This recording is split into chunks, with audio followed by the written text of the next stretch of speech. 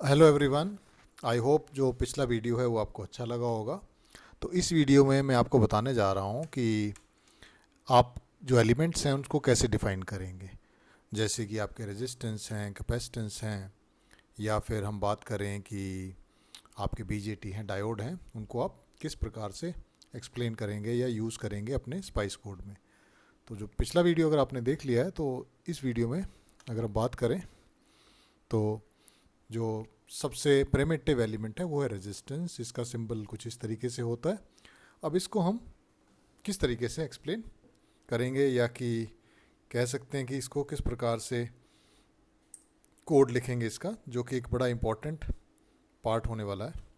तो अगर आप देखें तो जो रेजिस्टेंस का जनरल फॉर्म है वो कुछ इस तरीके से होता है। जैसे कि मैंने आपसे कहा था कि आर अगर आपको दिख रहा है यहाँ पे, तो आर लिखते ही आपका जो सिमुलेटर है उसको मालूम हो जाता है कि ये रेजिस्टेंस की बात कर रहे हैं। उसके बाद आप अल्फ़ा न्यूमेरिक, अल्फ़ाबेट्स कुछ भी लिख सकते हैं, और फिर आपकी पॉजिटिव नोड, नेगेटिव नोड, और उसके बाद उस रेजिस्टेंस की वैल्यू। यहाँ पे थर्मल कोफिशिएंट है। तो थर्मल कोफिशिएंट क्या होता है कि टेम्परेचर के साथ कैसे वेरिएशंस हो रही हैं। तो अगर आपके है तो आप लिख दीजिए, नहीं है तो लिखने की, नॉर्मली आईसीस के ऊपर इसको लिखने की ज़रूरत नहीं पड़ती। तो लिखना है तो आप इस तरीके से इसको लिख सकते हैं। तो यहाँ पे आप देखें कि एक रेजिस्टेंस लिया गया है R1, और ये 1 और 2 के बीच में कनेक्टेड है, और ये उसकी वैल्यू है 100 ओम्स। इसी तरीके से एक और रेजिस्टेंस लिखा गया RC1, ये नोड नंबर 12 और 17 के बीच में कनेक्टेड है, इसकी वैल्यू है 1 किलो ओम, और ये उसके थर्मल कोएफिशिएंट्स दे रखे हैं। थर्मल कोएफिशिएंट जब हम सिमुलेशन करते हैं उस टाइम ये इंक्लूड करते हैं।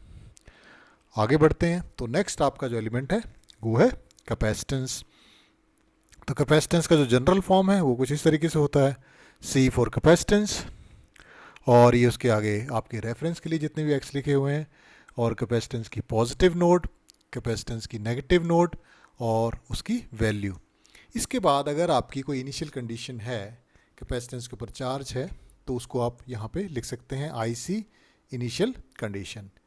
तो अगर नहीं है तो बाय डिफ़ॉल्ट आप इसको ब्लैंक छोड़ सकते हैं, कुछ नहीं लिखेंगे, तो सिमुलेटर को मालूम रहेगा कि कोई भी इनिशियल कंडीशन नहीं है। लेकिन अगर आप लिखेंगे तो सिमुलेटर उसको रीड करेगा। तो एग्जांपल्स हैं जैसे C कैपेसिटर है, BAYP वाई पास कैपेसिटर है, और 13 और 0 के बीच में कनेक्टेड है, और 1 माइक्रोफेरेड उसकी वैल्यू है। और ऐसे ही एक ऑसिलेटर के पास कैपेसिटेंस लगा है तो COSC। तो जैसे मैंने आपको बताया था कि फर्स्ट लेटर से ही सिमुलेटर को मालूम होता है कि ये किस चीज़ की बात हो रही है। उसके बाद बाकी जो है वो आपके रेफरेंस के लिए है, और नोड्स से उसको कुछ लेना देना है। नोड 17 और 23 के बीच में कनेक्टेड है, और ये 10 माइक्रोफेरेड उसकी वैल्यू है, और उसके बाद जो इनिशियल कंडीशन है वो 3 वोल्ट्स है। तो जब इसको सिमुलेट करेंगे तब इसको हम यूज़ करेंगे कि वहाँ पे हम बताएंगे कि ये 3 वोल्ट्स है। तो जब आप ट्रांजिएंट में लिखते हैं तब आप इसके बारे में डिटेल में बताएंगे। आगे बढ़ते हैं। इंडक्टेंस जैसे आप सिंबल से देख सकते हैं, तो जनरल फॉर्म इंडक्टेंस का ये है कि L, और उसके बाद अपने रेफरेंस के लिए इंडक्टर का पॉजिटिव नोड, इंडक्टर का नेगेटिव नोड, उसकी वैल्यू, और initial condition about the inductor. Example आपके सामने ये रहा कि L इंडक्टर है, और ये उसके रेफरेंस के लिए नाम है, 42 और 69 के बीच में कनेक्टेड है, 1 माइक्रो हेनरी इसकी वैल्यू है। इस सेकंड केस में अगर आप देख सकते हैं तो यहाँ पे हमने इसकी इनिशियल कंडीशन मेंशन की हुई है 15.7 मिली एम्पियर। तो जब सिमुलेट करेंगे तो उसमें आप बताएंगे कि इनिशियल कंडीशंस यूज़ करनी है। तो इस तरीके से आपने 3 एलिमेंट्स अभी तक डिस्कस देख लिए कि कैसे हम इसको कोड में लिखते हैं, इंडक्टर, रेजिस्टेंस एंड कैपेसिटेंस। अब आपका जो नेक्स्ट रेजिस्टेंस है, सॉरी एलिमेंट है, वो होने वाला डायोड और बाइपोलर ट्रांजिस्टर। ये जैसे कि आपको दिख रहा है, और इसके 3 टर्मिनल हैं, कलेक्टर, बेस, एमीटर, और यहाँ पे एनोड है और ये कैथोड है। तो ये आप देख सकते हैं, ये आपका फर्स्ट है। तो जनरल फॉर्म है Q। अगर आप बीजेटी की बात कर रहे हैं तो Q मतलब होता है बीजेटी, और उसके बाद उसका जो फर्स्ट पॉइंट, उसका नाम आप कुछ भी लिख सकते हैं, डिपेंड करता है कि आप क्या नाम देना चाहते हैं। अगर आपका एक ही ट्रांजिस्टर है तो Q से चलेगा, अगर 10-15 ट्रांजिस्टर हैं तो उनको कुछ ना कुछ नाम ज़रूर देना पड़ेगा, ताकि अगर कोई सिमुलेशन के टाइम एरर आ रही है तो आप इमीडिएटली आइडेंटिफाई कर सकें कि यहाँ पे आप चेंज कर सकते हैं, तो वैल्यू आपकी चेंज हो जाएगी। उसके बाद आपका रहता है कलेक्टर, बेस और एमीटर। ये इसी ही सीरियल ऑर्डर में आपने लिखना है। यहाँ पे अगर जहाँ पे आपकी पिन कलेक्टर को कनेक्टेड है आप कलेक्टर को लिखिए, जो बेस का नोड नंबर है वो नोड नंबर लिख लिए, एमीटर का एमीटर नोड नंबर लिख लीजिए। उसके बाद ये सबस्ट्रेट है, मॉडल नेम है, एरिया, ये सब अलग से वैल्यूज़ हैं। नहीं भी लिखेंगे तो चलेगा, लेकिन आपको मॉडल नेम ज़रूर लिखना पड़ेगा। ये हम जब आने वाली वीडियोज़ में बीजेटी की सिमुलेशंस करेंगे तब मैं आपको इसके बारे में बताऊँगा। बस आपको ध्यान क्या रखना है, क्यू लिखना है। उसके बाद इस सीरियल ऑर्डर में आपने नोड्स का नंबर लिखना है। जिस सीरियल ऑर्डर में कलेक्टर मान लो 5 पे कनेक्टेड है तो 5 लिखिए, बेस अगर 8 पे कनेक्टेड है 8 लिखिए, एमीटर अगर 0 पे कनेक्टेड है तो 0 लिखिए। तो यहाँ पे आपको लिखना है 5, 8 और 0। इसको चेंज मत करिए। अगर आप चेंज कर देंगे, आप सपोज 850 लिख देते हैं 085, तो आपके सिमुलेटर को मालूम नहीं रहेगा और वो कुछ गलत वैल्यू दे सकता है आपको रिजल्ट्स में।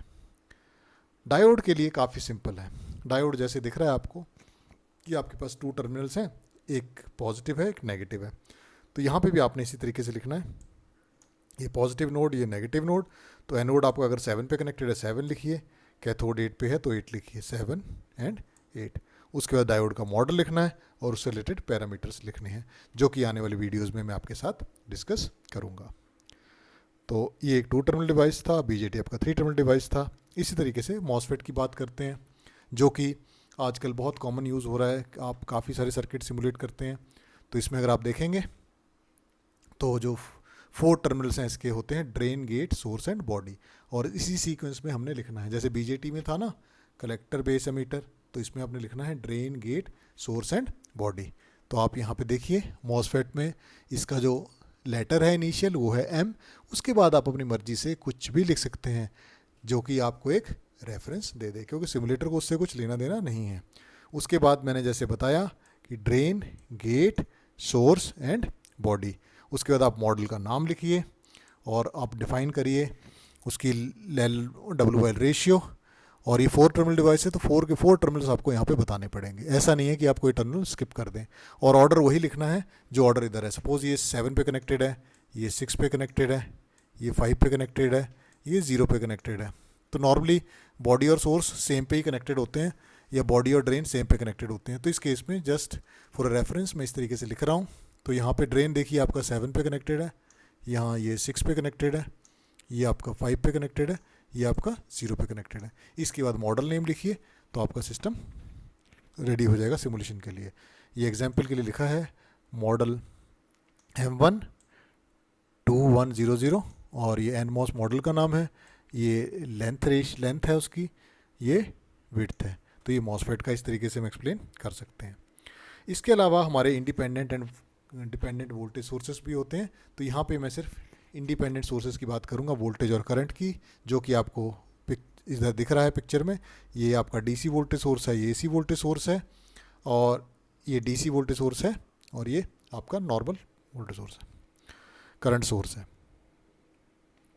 तो क्योंकि वोल्टेज सोर्स है तो आप V से बताएंगे, और उसके बाद अपने रेफरेंस के लिए कुछ और नाम लिख सकते हैं। वोल्टेज सोर्स का पॉजिटिव नोड, नेगेटिव नोड। उसके बाद आपको बताना है कि ये किस टाइप का है, ये डीसी है, एसी है या साइनसॉइडल है। वो हम आने वाली स्लाइड्स में करेंगे। इसी प्रकार से आप करंट बताएंगे, करंट, उसका पॉजिटिव नोड, करंट सोर्स का नेगेटिव नोड, उसके बाद डीसी है, एसी है, जो भी उससे रिलेटेड वैल्यूज़ हैं वो सारी आप वैल्यू बताएंगे। तो जैसे ये एग्जांपल दे रखा है, VCC 10 और 0 के बीच में कनेक्टेड है, ये DC है और इसकी वैल्यू 6 है। इसी तरीके से इनपुट है 13 और 2 के बीच में कनेक्टेड है, और ये इसकी वैल्यू है, और ये AC है, और ये AC से रिलेटेड वैल्यूज़ हैं जो कि हम अभी डिस्कस करने वाले हैं थोड़ी देर में। और ये करंट सोर्स है 23 और 21 के बीच में कनेक्टेड है, AC है, इसकी वैल्यू ये है, इसका फेस ये है, और उससे रिलेटेड वैल्यूज़ ये हैं जो हम डिस्कस करेंगे। नॉर्मली करंट सोर्स इतने यूज़ नहीं होते, वोल्टेज सोर्स यूज़ होते हैं, तो इसलिए हम वोल्टेज को कवर करेंगे। लेकिन जब भी आने वाले वीडियोस में ज़रूरत पड़ेगी हम इसको एकदम दोबारा से बताएंगे। तो अभी तक आपको सिर्फ ये ध्यान रखना है कि एलिमेंट का नाम, initial letter, nodes plus minus और उसकी टाइप, दैट्स ऑल। तो इससे आप काफ़ी सिंपल तरीके से कोड लिख सकते हैं। अगर आपका सोर्स पल्स सोर्स है तब आप कैसे लिखेंगे? तो V के बाद आप लिखेंगे पल्स, और उसके बाद इसको इस तरीके से आप डिफाइन करेंगे V1, V2, TD, TR, TF, PW and PER। तो अब एक एक करके बताता हूँ कि इनका मतलब क्या है। तो आप पल्स लिखेंगे, उसके बाद ब्रैकेट में V1। तो V1 क्या रहता है? इनिशियल एम्पलीट्यूड, कि आपके जो पर्टिकुलर वेव फॉर्म है, पल्स है, उसका इनिशियल एम्पलीट्यूड कितना है, -1 है, 1 है, 0 है, जो भी आप लिखना चाहें लिख सकते हैं। इसी तरीके से V2 की पल्स का एम्पलीट्यूड कितना है, ठीक है, जब पल्स आपकी फुल स्ट्रेच हो जाएगी तो उसका एम्पलीट्यूड कितना है। उसके बाद TD है डिले, क्योंकि ऐसा तो है नहीं कि सिस्टम आपका एकदम स्टार्ट हो जाएगा, तो कुछ डिले भी रहता है। अगर नहीं है तो 0 लिखिए, पर लिखना आपको ज़रूर है, या 0 या समथिंग। उसके बाद आपका राइज टाइम, कि आपका सिस्टम कितनी देर में 10% से 90% तक आ जाता है। इसी तरीके से फॉल टाइम, कि आपका सिस्टम की जो आउटपुट है वो 90 से 10 पे कैसे आ जाती है। उसके बाद जो पल्स आप यूज़ कर रहे हैं उसकी विड्थ कितनी है, ये भी बड़ी इंपॉर्टेंट है। और ये तो हो गई एक पल्स की बात। अगर ऐसी कितनी पल्स चाहिए तो पूरा पीरियड आपको बताना पड़ेगा। तो ये इस तरीके से है। तो ये सपोज़ आपका एक पल्स है, ये 0 से स्टार्ट हो रही है, तो यहाँ पे दिख रहे हैं कि परफेक्ट स्क्वायर नहीं है, थोड़ा सा टैपरिंग है। ये टैपरिंग एक्चुअल में राइज टाइम और फॉल टाइम है। और ये आपका इनिशियल वोल्टेज है -1, ये 1 है, और डिले नहीं है, लेकिन राइज टाइम फॉल टाइम है। तो इसको अगर आप देखेंगे तो ये रहा आपका सिस्टम।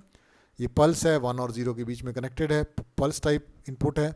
तो ये बता रहा है -1 आपका इनिशियल एम्पलीट्यूड है, 1 आपका फाइनल एम्पलीट्यूड है। तो यहाँ से पता लग रहा है कि हमारी जो वोल्टेज है वो 2 वोल्ट पीक टू पीक है। ये 0 से 2 तक भी हो सकती है, तो यहाँ पे आप 0 लिख दीजिए, यहाँ 2 लिख दीजिए, it is up to you. उसके बाद ऑफसेट 0 नैनो सेकेंड है, इसका मतलब आपके सिस्टम में कोई डिले नहीं है। अगर ये 1 नैनो सेकेंड होता तो हमारा सिस्टम का जो पल्स है 1 नैनो सेकेंड के बाद स्टार्ट होता।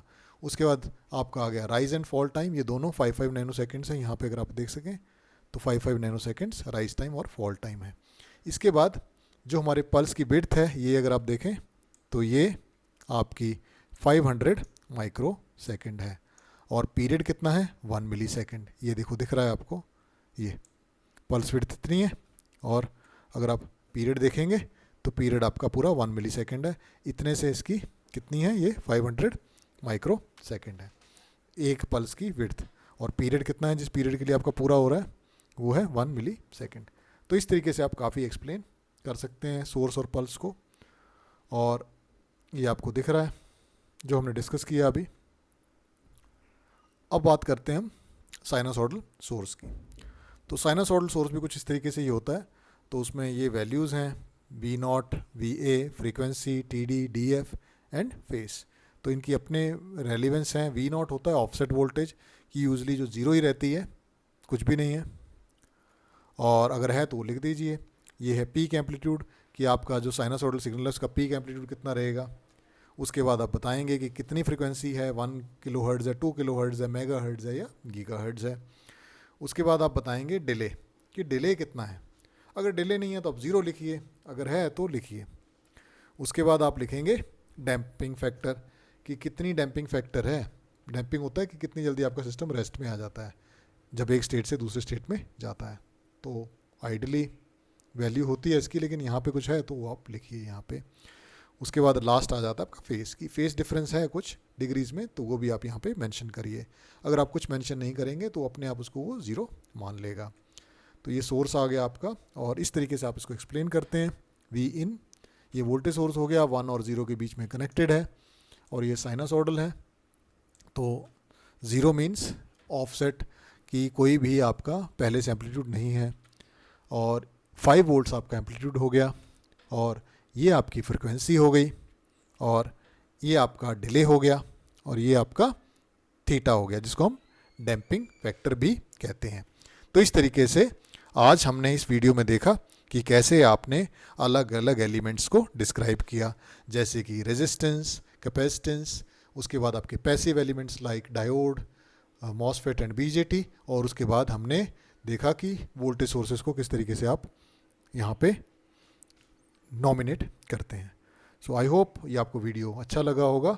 आपके साथ मुलाकात होगी अब अगले वीडियो में कुछ और कंटेंट्स के साथ। तब तक आप बने रहिएगा इसके साथ। Thank you very much.